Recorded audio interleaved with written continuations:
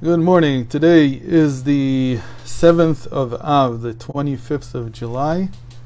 We're up to the third reading of VaEtchanan. It's a short reading this time, and there's a lot of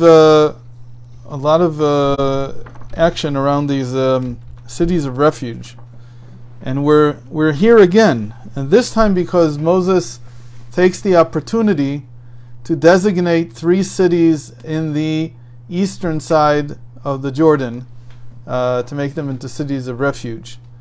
And let's just read a little bit. It was then after Moses understood that God was not going to allow him to cross over, designate on the side of the Jordan River that is toward the direction of the sunrise to the east, so that a murderer might flee there, provided that he murders his fellow man unintentionally, not having hated him in time past. He may flee to one of these cities in order that he might live. Betzer in the desert, in the plain country of the tribe of Reuben, Ramot in Gilad. I live in Ramot, but it's a different Ramot. Of the tribe of Gad, and Golan in the Bashan of the tribe of Menashe. Actually, the Golan Heights that we have today are pretty much named after the same major city that was there called Golan. Okay. And then it says right after that, the following is the corpus of instruction that Moses set before the Israelites. This is a very famous verse because we say this verse out loud every time that we raise the Torah after a public reading. V'zot haTorah asher sa Moshe lifnei bnei Yisrael. What does this suddenly have to do with anything? Why do we suddenly mention this is the Torah? This is the Torah that Moses put before the Jewish people. When we raise the Torah, we mean the entire Torah. Here it doesn't mean the entire Torah yet because not everything has been written yet at this stage. So it doesn't mean that this is the Torah that Moses put before the Jewish people. It means something else. Rashi here says that this is the Torah that he is going to edit and put before the Jewish people, meaning it's talking in the future tense. What we want to look at today is this juxtaposition between the three cities of refuge and this notion of Moses putting the Torah before the Jewish people. And I want to read to you from the Talmud the whole issue of murder by mistake, meaning manslaughter, and everything that has to do with the cities of refuge is treated in a tractate called Makot. Literally means blemishes or bruises. And it deals with everything that has to do with punishments, actually. The Makot that it's referring to are the punishments, types of punishment that were given in the past. So here on page 10, folio 10, side A, we find the following, and I'll read to you from the English. VaEtchanan says, in the case of a teacher of Torah who was exiled, his school is exiled with him.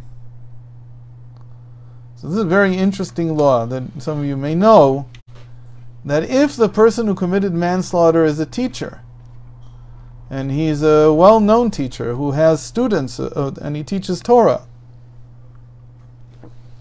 then he has to flee to the city of refuge, and all his academy, his entire school, has to go with him. By the way, it also works in the other direction.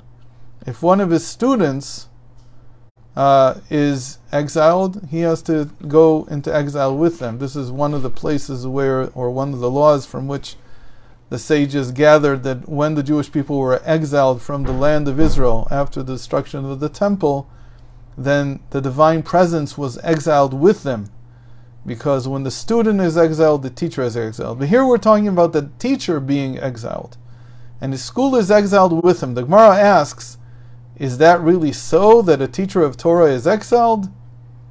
Why would a teacher of Torah have to be exiled? This is a question that the Talmud is asking. How does it know that that might not be the case? Doesn't Rabbi Yochanan himself say, the same Rabbi Yochanan who we just said, that when a teacher is exiled, his whole school is exiled, he also says, from where is it derived that matters of Torah provide refuge? Learning Torah is a refuge in and of itself. How did this is something from Rabbi Yochanan. How did he learn this? He learned this from our verses.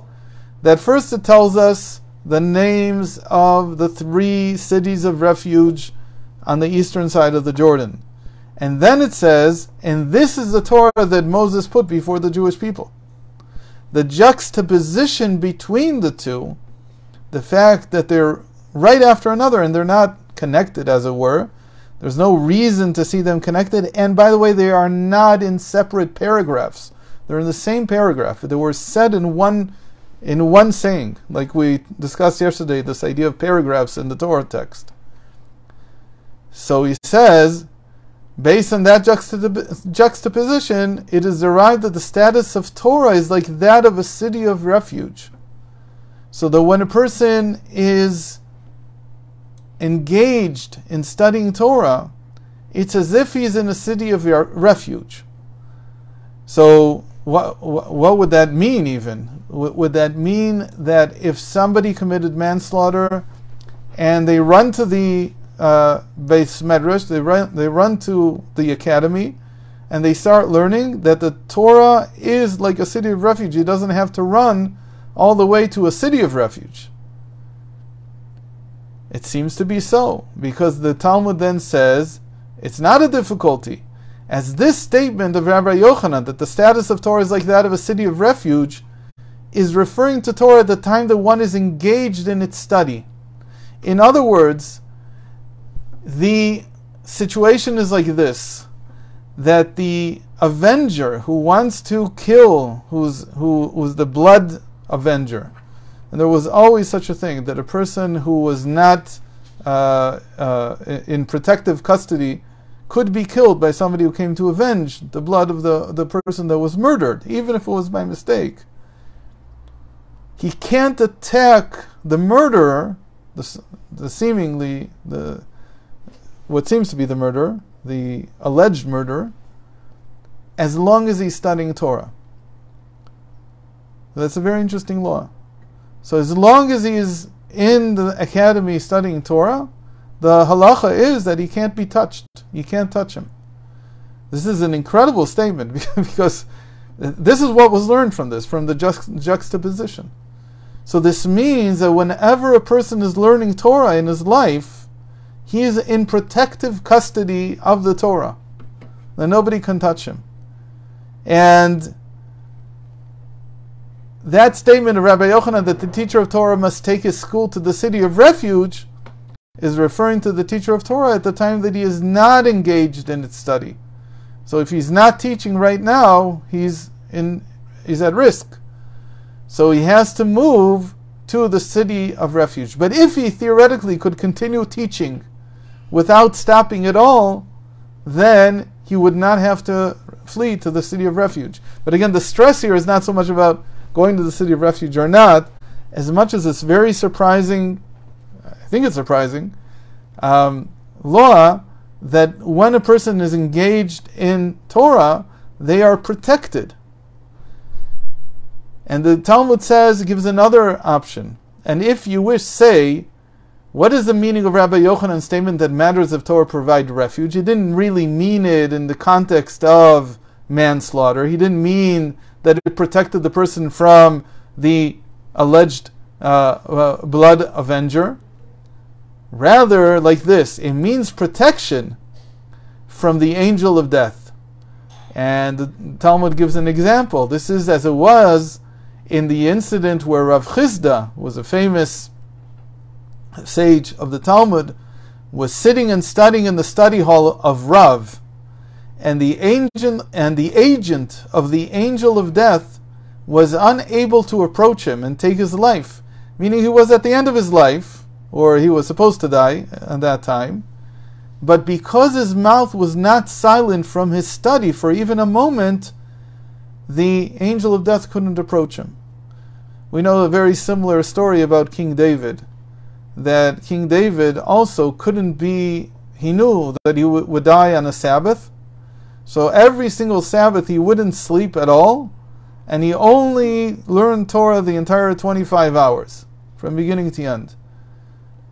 What happened in the case of Rav Chisda, that we were just talking about? The agent descended and sat on the cedar tree of the study hall of Rav, and the cedar tree broke, and Rav Chisda, he was startled by the noise, so he was momentarily silent, and the agent of the angel of death overcame him.